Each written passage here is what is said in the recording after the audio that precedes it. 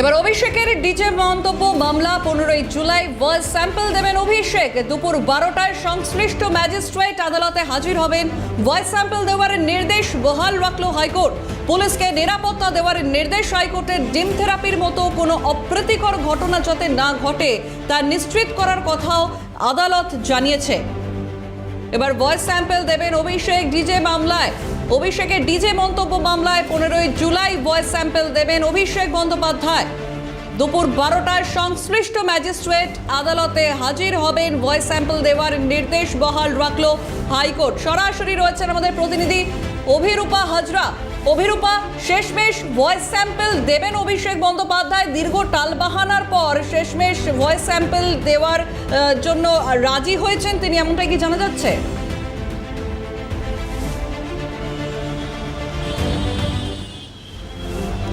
দেখো, নিম্ন আদালত যে নির্দেশিকা দিয়েছিল তাকে অভিষেক বন্দ্যোপাধ্যায়কে ডিজে মামলার ক্ষেত্রে ভয়েস স্যাম্পল দেবার জন্য যে নির্দেশিকা দিয়েছিলেন সেই নির্দেশিকাকেই চ্যালেঞ্জ করে কলকাতা হাইকোর্টে সিঙ্গল বেঞ্চে মামলা রুজু করেছিলেন।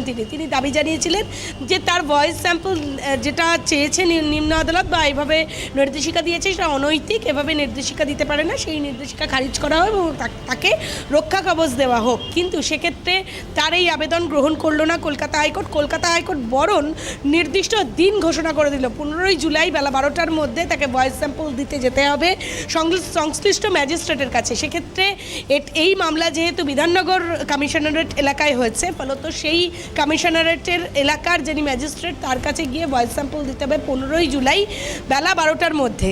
পাশাপাশি যে অভিযোগ বা যে আশঙ্কা অভিষেক বন্দ্যোপাধ্যায় আইনজীবী করছিলেন যে ডিম মারা থেকে শুরু করে গালিগালাজ থেকে শুরু করে একাধিক বিশৃঙ্খল পরিস্থিতির মুখোমুখি হতে হচ্ছে তার ক্লায়েন্টকে, সেই বিশৃঙ্খল পরিস্থিতি যেন সৃষ্টি না হয় সেই নির্দেশিকা দেওয়া হয়েছে পুলিশকে।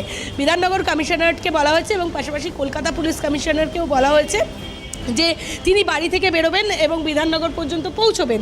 এই দুয়ের ক্ষেত্রে দুটি কমিশনারেটের পক্ষ থেকে সমন্বয় বজায় রেখে তাকে নিরাপত্তা দিতে হবে যাতে কোনো রকম অপ্রীতিকর পরিস্থিতি না সৃষ্টি হয়। তবে অভিষেক বন্দ্যোপাধ্যায়কে ভয়েস স্যাম্পল দিতে যেতেই হবে এবং 15 জুলাই বেলা 12টার মধ্যে তাকে সেখানে পৌঁছতে হবে, তিনি ভয়েস স্যাম্পল দিতে হবে এবং নিম্ন আদালতের কোনো নির্দেশিকার ওপরই কোনো হস্তক্ষেপ করলো না কলকাতা হাইকোর্ট।